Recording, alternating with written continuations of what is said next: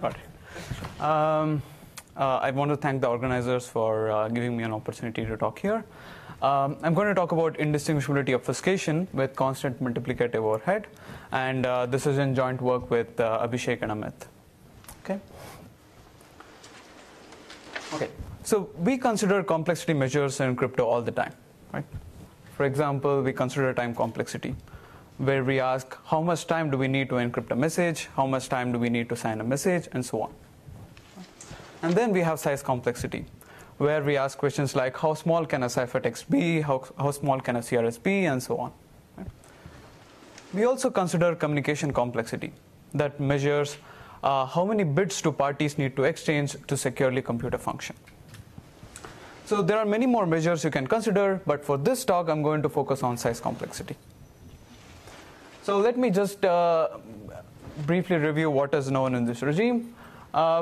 We know several results which achieve additive overhead in the for many classical primitives such as encryption schemes, signature schemes, and so on. By additive overhead, I mean the size of the ciphertext of a message M is essentially the size of message M plus polynomial in the security parameter. So as we all know, in the last 2 years, there has been tremendous amount of progress in obfuscation. There has been a variety of applications, with the most important application being that it has helped us publish a lot of papers. So, in many of the applications, the complexity measures of obfuscation naturally translates to the complexity measures of the applications. So it is important to study the complexity measures of obfuscation. And in particular, in this work, we ask the question, what is the size complexity of obfuscation? Okay. So before we answer this question, let me briefly review what is known about this question. So let me first focus on circuits. Right? There have been many candidate constructions of obfuscation for circuits. Amit mentioned that in his talk. And in all these constructions, the best known bound is a polynomial overhead in the size of the circuit being obfuscated, right? Which is in some sense bad, right? And one thing I want to note is that most of these constructions are multi-layer map-based constructions. And in all these constructions, the size of the multi-layer map elements depend on the complexity of the circuit being obfuscated. Okay, so this is the scenario for circuits. Now let me move on to Turing machines. Okay. So we know how to obfuscate Turing machines based on differing inputs obfuscation, as Brent mentioned in his talk. But this is sort of an unsatisfactory assumption in light of evidence that this assumption might be false. In a series of works, they showed how to construct succinct I/O based on the assumption that just I/O for circuits exist. Right? And Brent did talk about it in his last talk. So now what is this succinct I/O and what's its connection with obfuscation for Turing machines? Let's see that next. Okay. So what is succinct I/O? Succinct I/O is essentially the same as obfuscation for Turing machines, except that the obfuscation algorithm, in addition to taking the machine as input, also takes as input a parameter L. And this parameter L depends on, essentially determines what is the space of inputs on which you can evaluate your obfuscated program on. In particular, here we say that you can only evaluate the obfuscated program on all inputs whose length is at most L. Okay. What happens if your input is more than L? I mean, the correctness is not guaranteed. But can you distinguish through that? I mean, no, you cannot distinguish. The security guarantee essentially says that you won't be able to distinguish. Yeah. Okay. So now you might think, I mean, okay, so here you are anyway evaluating on inputs of input length at most L. So why not just convert into a circuit and obfuscate it? But if correctness is not guaranteed, they might not have the same functionality, and then you might be able to distinguish, no? So Correctness not guaranteed. Correctness does not guarantee, as in like here correctness says that if you evaluate your obfuscated program on all inputs of length at most L, then the output is the same as the output of the unobfuscated program. If you input something which is longer than L, then it can give some garbage in output. But then you maybe could distinguish, because maybe it will give different output for M0 and M1. No, you won't. You will get garbage. It won't even get the right output. Security says that you can. Yeah. Security only says that you can't if M0 and M1 are equivalent. M0 and M1 are equivalent. Because the obfuscated version Yeah. is giving garbage in this case. Good. Okay. Okay, going back to the question, why can't you? The garbage cannot depend on the program. The garbage cannot depend on the program. So in fact, you won't even be, given the current schemes, you won't even be able to input something of length longer than L, because you'll have an obfuscated circuit. In all the schemes, you'll have an obfuscated circuit which can only take inputs of length L. And I don't know how to input something which is longer than L to this circuit. I will mention this point when I talk about. This is for Turing machines. But in the obfuscation for Turing machines constructions, you will use an obfuscated circuit. I will talk about it when I briefly review the previous works. And you could say in principle that you only take a prefix of length L for any input and ignore the rest of it. Yeah. Yes. Okay, you can do that, yeah. Okay, so going back to the question, why can't you just convert into a circuit? It's because of these efficiency properties, right? So you want the running time of the obfuscation algorithm to just depend on the size of the machine, right? And you want also the evaluation time to just depend on the size of the machine and the running time of the machine on the input. Okay, yeah. What do you mean by M0 equivalent to M1? Is it same input-output behavior, same length, same running time? Yes, I did not mention this. It also needs to have the same length. It also needs to have the same running time on every input. That's a good point, yeah. Very good. They should have the same length, yeah. Okay, moving on. Okay, so these are the efficiency properties we need. So, okay, so these two efficiency properties guarantee that that the obfuscated program is essentially independent of the worst case running time, right? So if you had converted into a circuit, then it would have depended on the worst case running time. Okay.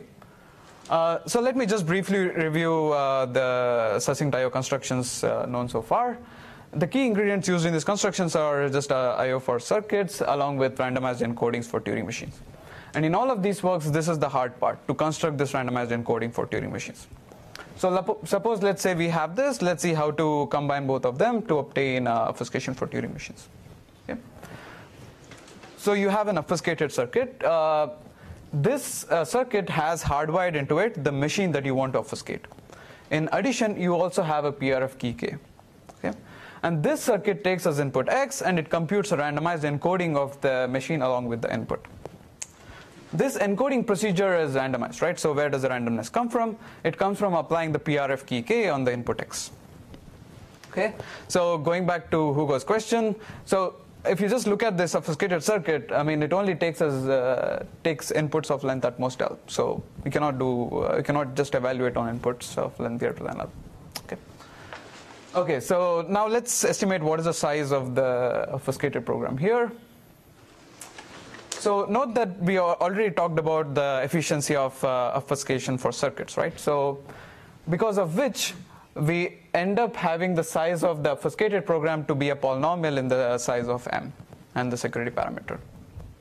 Right. So for both the case of circuits and Turing machines, we have a polynomial overhead. Let's see what we can do next. So we show that assuming the assumption that I/O for circuits exist, there exists a succinct I/O scheme where the size of the obfuscation of a program M is nothing but a constant multiple of the size of M plus a polynomial in the security parameter and the input length L. Okay? And in fact, in this case, the constant is just 2. Okay?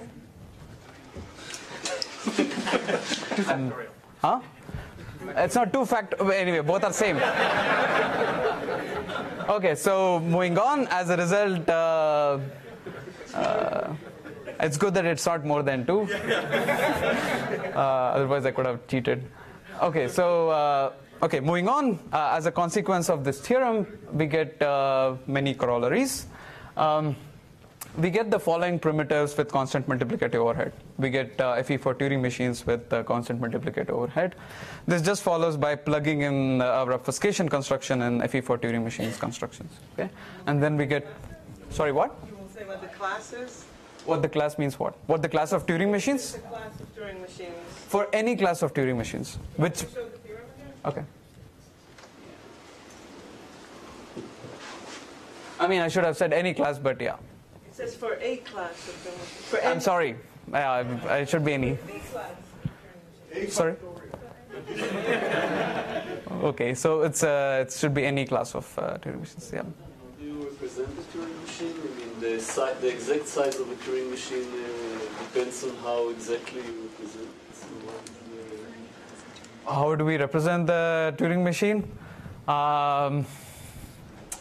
That's a good question. So we'll just represent it as a state diagram. And I don't know how else to represent it. We'll have a state diagram which that's any representation. any representation. You'll have this Q, whatever the alphabet, what the standard representation of Turing machines. The size of the Turing machine depends on the representation, right? Right. So fix the universal Turing machine. Okay. Whatever representation it takes, that's our representation. Okay. So here you take L. So you're saying your obfuscator will need to know a particular input length and then... Yes, exactly. It's parameterized by the input length L. So, but your point compared to the previous thing, I'm missing the advantage. Okay. Because previous thing, you said they work for specific L? No, it's still the same. We are working in the same setting where we also take bounded input lengths, but except that we achieve better bound. It's the same problem. It's not like you. No. Just you achieve C times M as opposed. Yes, exactly. Instead of having poly M L K, we have C times M And plus. how bad is that poly? Is it like? Um, Or something? Actually, if we unravel our construction, it will be something like double obfuscation, so it might be power 20, 30, I don't know. In the previous things that you. Oh, in the previous works, The previous polynomial. the previous is also quite bad. Because of Barrington's theorem or something. I mean, if you go, so they use obfuscation for circuits, and the only way we know how to do obfuscation for circuits is to go through Barrington's program, and It's going to be more than squares. It's going to be a big constant. Okay. It's going to be a big polynomial. yeah, the exponent is going to be really large. Yeah. Okay. Okay. We have this corollaries. I'll be happy to talk about it after the talk. Okay, so let me jump into the techniques. So before I explain what do we do in our work, let us go back and review the earlier constructions and see where are the bottlenecks. Okay, so there are two main bottlenecks in the previous constructions. The first bottleneck is that if at all you want to make this obfuscation for Turing machines with constant multiplicative overhead, you need to start off with obfuscation for circuits with constant multiplicative overhead. So that we don't know how to do. And the second problem turns out to be a more serious issue, which is that you want to ensure that the running time of the encoding procedure should be a constant multiplicative overhead in the Turing machine size. Right?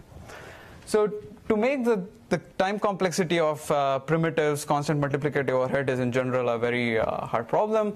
And even for standard encryption schemes, we only know how to do it using some non-standard assumptions. Okay?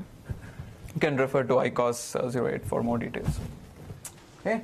So this sort of says that we need to take a new approach to tackle this problem. And in order to do that, I'm going to introduce a primitive called oblivious evaluation encodings. Okay?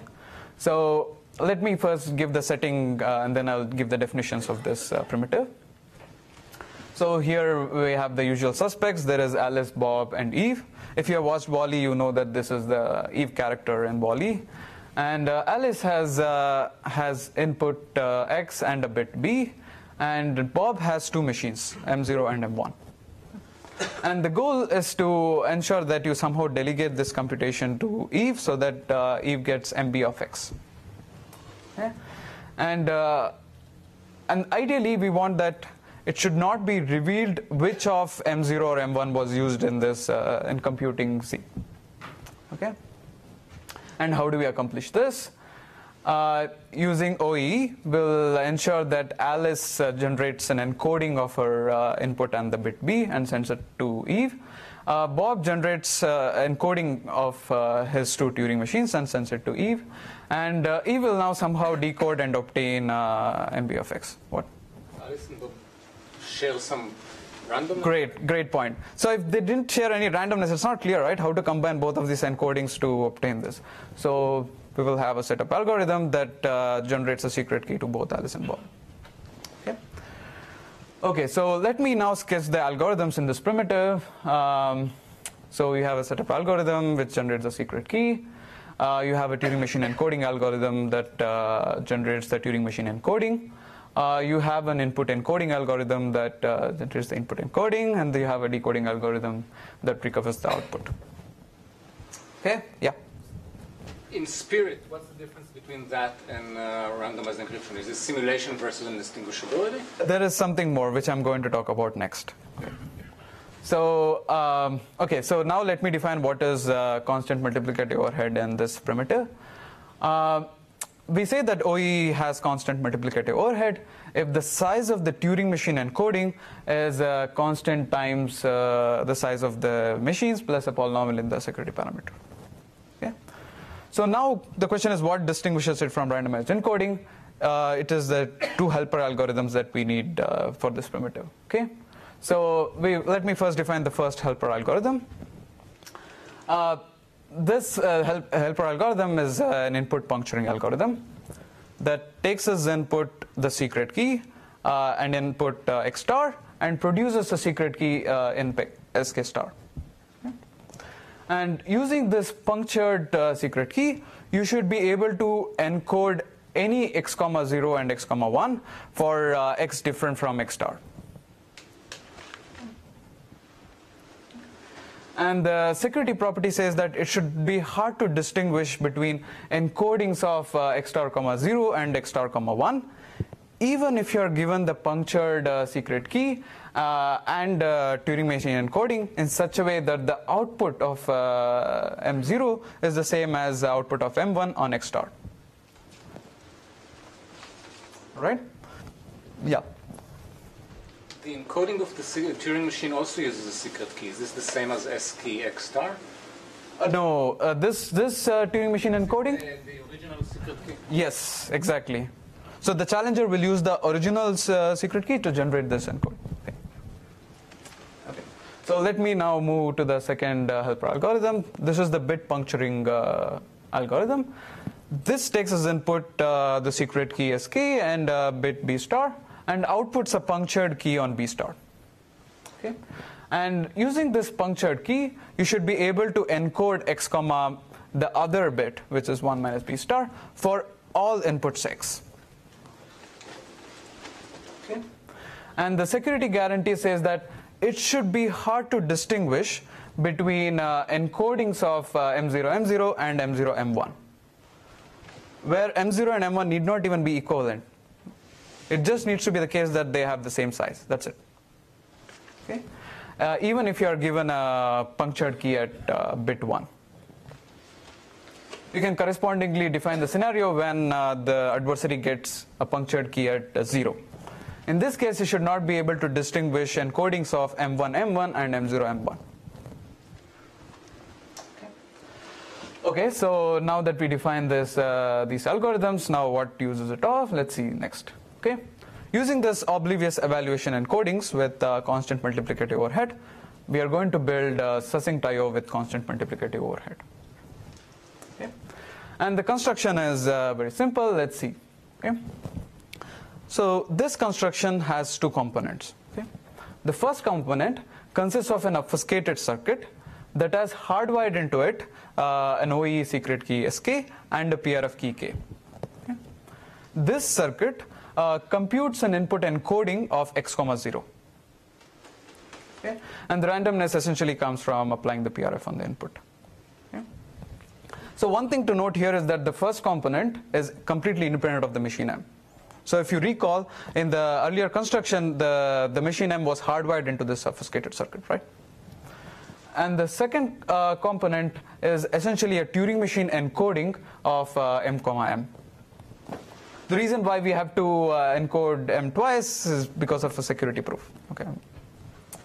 Okay, so now let me just return what I remarked. The first component is completely independent of the machine, and the second component has a constant multiplicative overhead in the Turing machine size, right? Because we started off with an OE scheme with constant multiplicative overhead. And so the obfuscated program has constant multiplicative overhead complexity. Okay. Now the question is, how do we evaluate this obfuscated program? So suppose, let's say you have X, you're going to feed this into this obfuscated circuit, and you're going to get an encoding of X, 0. Right? And then you're going to decode using the OE decoding algorithm to recover M of X as we wanted. Okay. How much time do I have? Okay, I have 10 minutes. Okay. So let me just sketch the proof at a high level, and then I'm going to go into the details of constructing OE. Okay. So the goal is to argue the indistinguishability of machines M0 and M1, where M0 and M1 are equivalent. Okay? And at a high level, what we are going to do is we are going to first switch from the Turing machine encoding of M0 M0 to Turing machine encoding of M0 M1. Okay? And to make the switch work, we are going to use bit puncturing key. Okay? And then in a series of hybrids, we are going to switch computing on M0 to computing on M1, one input at a time. Okay? And this is done using positional I/O techniques, which was first introduced in the work of joint works with Gentry, Levko, Sahai, and Waters. Okay, and once you do this, once you reach once you exhaust the input space, you'll reach the stage when only M1 will be used for computing on all inputs. Right? In which case M0 is completely useless. So let's change from the encoding of M0 M0 to encoding of sorry, it should be M0 M1 to M1 M1. Sorry, there is a typo there. Okay? And in order to facilitate this process, we are going to use the bit puncturing key. Okay? And that's a super high level proof. Okay, so now that we have constructed succinct I/O from OE, let's see how to construct OE itself. Okay, so we will take a two-step approach to construct this oblivious evaluation encodings. Okay? And in the first step, we are going to construct a single key AB for Turing machines with constant multiplicative overhead. Okay? In fact, in our work, you can actually get additive overhead, but it suffices to have just single key AB for Turing machines with constant multiplicative overhead. Okay? Okay, in the second step, we are going to construct OE with constant multiplicative overhead from AB with constant multiplicative overhead. So I won't have time to talk about the second step, so I will just stick to the first step. Okay, so to construct single key AB for Turing machines with constant multiplicative overhead. Okay, so let me first review what is an AB scheme. Most of you are already familiar with it. So in the case of AB, there is Alice who has an attribute X and a secret message. Okay? And Bob has M, and they want Eve to get the secret message as long as the output of the machine on input on the attribute is 1. Okay? And the way you do it is you have a setup algorithm which distributes a public key to Alice and a secret key to Bob. Okay? And then Alice is going to generate an encryption of the attribute along with the secret message, and then it sends it across to Eve. Okay? And Bob is then going to generate an attribute key of M, and it sends it across to Eve. Okay? And Eve is then going to decrypt the ciphertext using this attribute key to recover the message. Okay, so now let's see how to construct this. Before that, let me mention what is attribute-based encryption scheme with constant multiplicative overhead. It's nothing but that the size of the attribute key should be constant times the size of the machine plus a polynomial in the security parameter. Okay. And the starting point for our construction is the message hiding and encoding constructions of which Brent mentioned in his talk. And let me briefly recall what it is. Okay, so you start off with having a work tape of the Turing machine, which is initialized to X. Okay. You're going to construct a storage tree on top of X. He called it positional accumulators. And then you're going to sign the root of this storage tree using a special type of signature called splittable signatures. Okay. And then you're going to have a component which is essentially an obfuscated next message function of M. Okay. This has embedded into it the secret message along with the signature key verification key pair. I am not being entirely precise, but this would suffice for understanding their construction. Okay. And then you will also have a counter that says which state you're in. Okay. So in the beginning it will be Q0, which is the start state. Okay. So to evaluate, you are going to feed the path from the root to the leaf to this obfuscated next message function, and then you're going to get a new root and the signature, based on which you're going to update your tree, and then you're going to repeat this process for the next memory location, and so on.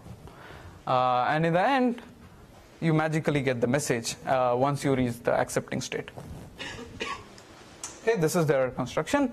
Let us see how to use their construction to build AB for Turing machines. So let me briefly mention what is the security argument. This is a super high level argument. I mean, it's, super is still an understatement. But so at a very high level, it consists of T states of hybrids, where T is the running time of the machine. And in each set, you essentially authenticate the step of M of X, that corresponding step of M of X. Okay, and in the last set, which is essentially the Th set, if the state is accepting, then the obfuscated next message function outputs a message. And in the security proof, you will not be able to reach this accepting state, so you'll be able to remove this message from the obfuscated program. Okay. Okay. So let me now let us move forward and see how to construct ABE. Okay. So there are two main issues that come up in constructing ABE. The first issue is that of decomposability, and the second issue is reusability. Okay. So if you actually look at the definition of message hiding encodings, you would have noticed that both the machine and the input were encoded together. Right? But in ABE, both the machine and the input are computed separately, right? You compute an attribute key of M separately, and then you compute a ciphertext of the attribute separately, right? And the second issue is that of reusability, right? So in a message hiding encoding scheme, you somehow cannot reuse the encodings, right? So for example, if you had computed an encoding of M, X, and now you want to compute an encoding of M, X prime, let's say, then you have to compute this encoding afresh. You cannot reuse the previous encoding in some way. But in attribute-based encryption, you can somehow reuse an attribute key for many attribute-based, for many ciphertext, right? So let's see how to tackle both these issues. First, I'll talk about how to tackle decomposability. So if you actually look at their construction, there is some sort of a natural separation, right? Where you have the input on which you are computing the storage tree, and then you also have the machine as part of the obfuscated next message function. Right? So there is some sort of a natural separation which somehow guarantees decomposability, except that there is some annoying issue. Right? You want the attribute to be paired along with the message and not the other way around. Right? So here the machine is paired along with the secret message. Okay? So let's rectify that mistake. Let's just switch M and M. So you will have a universal circuit which has the attribute hardwired into it, and then you are essentially computing a storage tree on the machine M. Okay, and this would be our AB key, and this will be our AB ciphertext. Okay, okay. Somehow the decomposability was taken care of in a very easy manner. But reusability turns out to be a serious problem. Okay? And the problem, in some sense, boils down to the splittable signatures primitive in their work. Okay? So in the ith, I did not mention about the security proof in more detail, but at a high level, in one of their hybrids, they need to create a fake verification key in such a way that this fake verification key verifies only one part of the computation of m of x and nothing else. Right. And this becomes a problem when you have to encrypt multiple x, right? Because this will be incompatible with the computation of m of x prime, let's say. Right. So this we don't know how to overcome. And there's yet another issue. If you recall in the construction, we had included the signing key as part of this obfuscated next message function, right? So we cannot give out the secret key, right, as part of the public key, then there's no security. So this sort of says that this is just a private key, we are in the private key setting. So it's not clear how to make it work in the public key setting, right? Okay, so because of these issues, we are going to introduce a new idea called a signature synchronization mechanism. So in this signature synchronization mechanism, in each ciphertext, you generate your own signature key verification key, and somehow you will ensure that there is some way to transform the signatures with respect to the master signing key with respect to your signature verification key, which you created as part of every ciphertext. Okay. So this is the high-level idea. I'm not going to go into more details because I don't have time, so let me move ahead.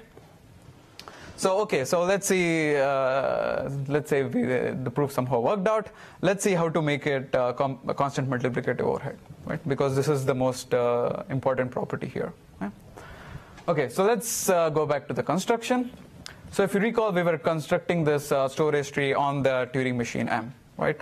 So somehow we have to make this to be a constant multiplicative overhead in the machine size. So how do we do this? So it was observed by Kaiman, Rachel, and Raphael that it's not necessary that the evaluator has to compute the evaluator can actually compute the storage tree by himself. So it's not necessary that the storage tree has to be included as part of the output, right? So we'll use that idea, and let's eliminate this storage tree, and then our new AB key will just be the signature on the root.